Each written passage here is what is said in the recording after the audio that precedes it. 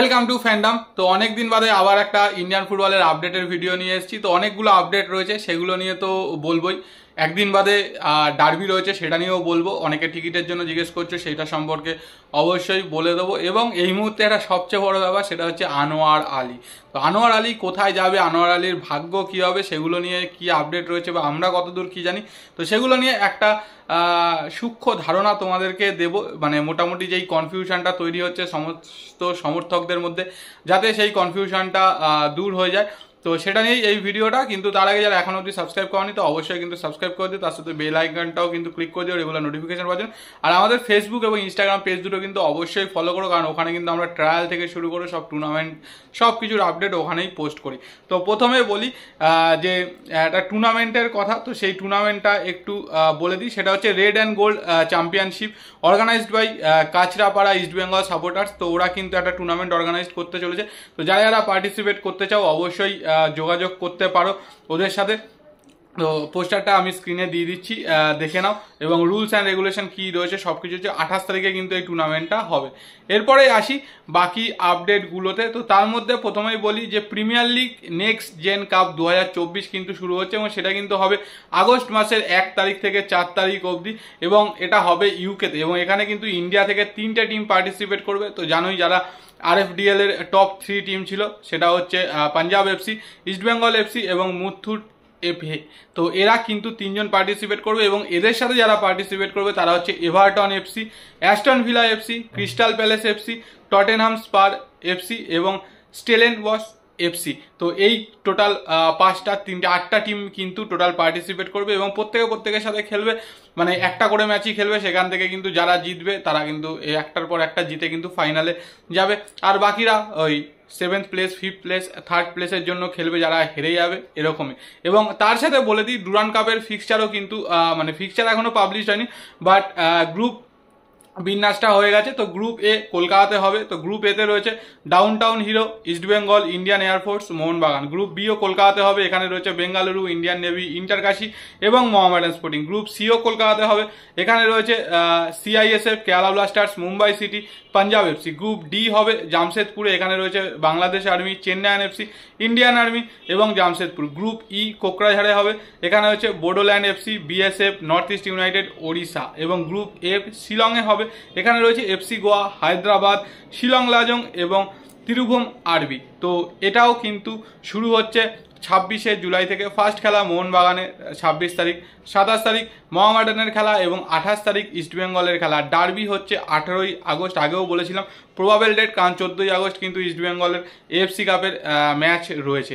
তো এরপরে আসি বাকি আপডেটগুলোতে। আর CFL তো চলছেই, কলকাতা ফুটবল লিগ যেরকম চলছে, যেরকম আমরা সময় পাবো অবশ্যই তোমাদের জন্য আমরা ব্লগগুলো করবো যেদিন যেদিন সময় পাবো। শুধু ইস্টবেঙ্গলের 2টো খেলা রবিবার ছিল, সেই জন্য করেছি। বাকি ছুটির দিনে যেই খেলাগুলো হবে অবশ্যই করবো। এবার চলে আসি ডার্বির কথায়। তো আগামী 13 তারিখ মানে শনিবার দিন কিন্তু ডার্বি রয়েছে যুবভারতী ক্রীড়াঙ্গনে দুপুর 3:15 থেকে। আর ডার্বির কিন্তু টেলিকাস্ট হবে জি24 ঘন্টাতে এবং জি24 ঘন্টার ইউটিউবে।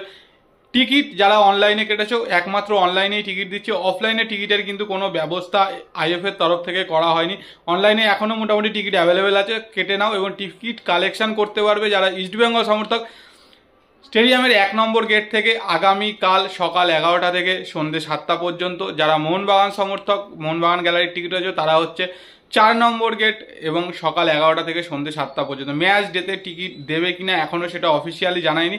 যদি দেয় তাহলে ওই সুভাষ সরোবরের ওখানে যেই ক্লাবটা থেকে দেওয়া হয় প্রত্যেকবারের মতো, সেইখান থেকেই হয়তো এবছরেরও টিকিট মানে ম্যাচ ডেতে দেওয়া হতে পারে। তো এরপরে আসি একটা ট্রান্সফার আপডেটে। সেটা হচ্ছে মুম্বাই সিটি FC কিন্তু একজন বিদেশিকে সাইন করেছে, যার নাম হচ্ছে নিকোলাস ক্যারিলিস। তো এ কিন্তু অসাধারণ, গ্রিকের ফার্স্ট ডিভিশনে খেলতো, গ্রিক সুপার লিগের। তো সেইখান থেকে কিন্তু একে অফিসিয়ালি সাইন করে নিয়েছে।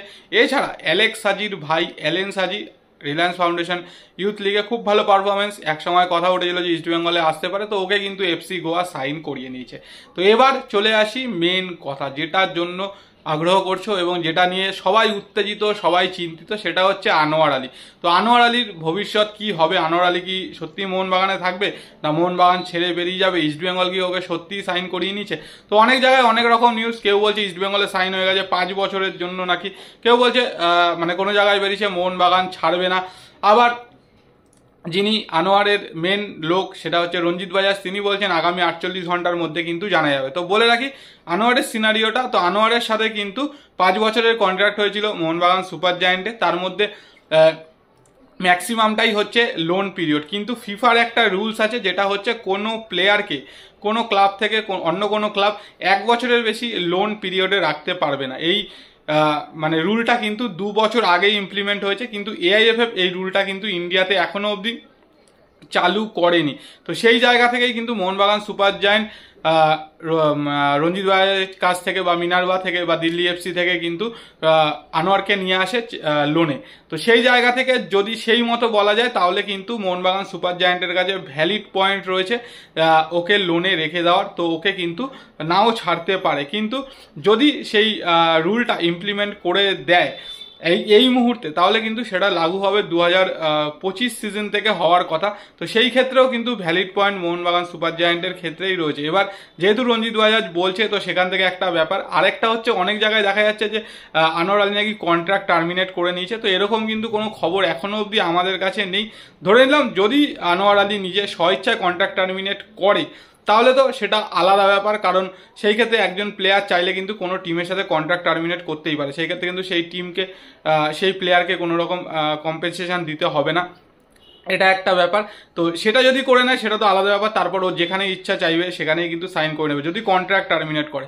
আর যদি টার্মিনেট না করে যদি বলে যে এই লোনের জন্য আমি 1 বছরের বেশি রাখতে পারবো না, ফিফার রুলস আছে, সেই ক্ষেত্রে কিন্তু এই মুহূর্তে ইন্ডিয়াতে কিন্তু এটা সম্ভব না। যদি সেটা করতে চায় বা অন্য কোনো দলে সাইন করতে চায় সেই ক্ষেত্রে কিন্তু লিগাল ব্যাটেল হতে পারে। সেই ক্ষেত্রে মোহনবাগান সুপার জায়ান্ট চাইলে কিন্তু লিগালি প্রসেস করতে পারে, এবং সেটা করলে কিন্তু অবশ্যই অ্যাডভান্টেজ মোহনবাগান সুপার জায়ান্ট, কারণ ওদের ক্ষেত্রেই কিন্তু থাকবে, ওদের হাতেই কোর্টে বল থাকবে, যেহেতু এখনো অবধি এআইএফএফ এর তরফ থেকে এই রুলসটা ইমপ্লিমেন্ট করা হয়নি। তো সেটাই দেখার যে আলটিমেট কি হয়।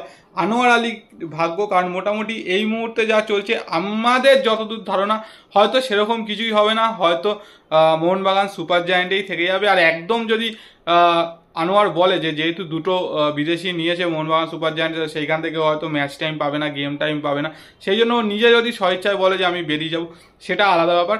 তো যখন ভিডিওটা বানাচ্ছি বা বলছি ততক্ষণ অবধি আমাদের কাছে যতদূর খবর কোনো ইস্টবেঙ্গলের ক্ষেত্রে মানে ইস্টবেঙ্গলের হয়ে এখন অবধি কোনো সাইনিং বা কিছু হয়নি। বাট ভবিষ্যতে কি হবে সেটাই হচ্ছে দেখা। যেরকম এর আগেও দেখেছো সার্জিও লোবেরা, আপুইয়া মানে ইস্টবেঙ্গলের সাথে অনেক দূর অবধি অ্যাডভান্স কথাবার্তা গেছে, কিন্তু এক রাতের মধ্যে সব কিছু চেঞ্জ হয়ে যায়, গিয়ে মোহনবাগানে সাইন করে। তো সেই জায়গা থেকে যতক্ষণ না মানে একদম পেন টু পেপার হচ্ছে বা কিছু হচ্ছে ততক্ষণ বিশ্বাস করা খুবই খুবই ডিফিকাল্ট। তো দেখা যাক কি হয়, তার জন্য কিছুদিন ওয়েট করতে হবে, হয়তো আগামী 2-3 দিন ওয়েট করতেই হবে, না হলে পুরো ব্যাপারটা ক্লিয়ার হবে না। তো তার আগে অবধি দেখা যাক কি হয়। যদিও সেই জন্য এখনও বললাম যে আমাদের কাছে যতদূর খবর যতটুকু জানি এখনও অবধি কিন্তু অফিসিয়ালি সাইনিং ইস্টবেঙ্গলের সাথে আনোয়ারের হয়নি। তো এইটুকুই আপডেট ছিল, বাকি যা আপডেট থাকবে আবার পরবর্তীকালে দেবো, সব কিছু আপডেট দিচ্ছি। আর তোমাদের কি বক্তব্য আনোয়ারকে নিয়ে অবশ্যই কমেন্ট সেকশনে জানিও। আর ভিডিওটা ভালো লাগলে লাইক শেয়ার অত অবশ্যই করে, যারা এখনো সাবস্ক্রাইব করনি অবশ্যই সাবস্ক্রাইব করে দিও, তার সাথে বেল আইকনটাও কিন্তু ক্লিক করে দিও রেগুলার নোটিফিকেশন পাওয়ার জন্য। তো চলো আজকের মতো টাটা।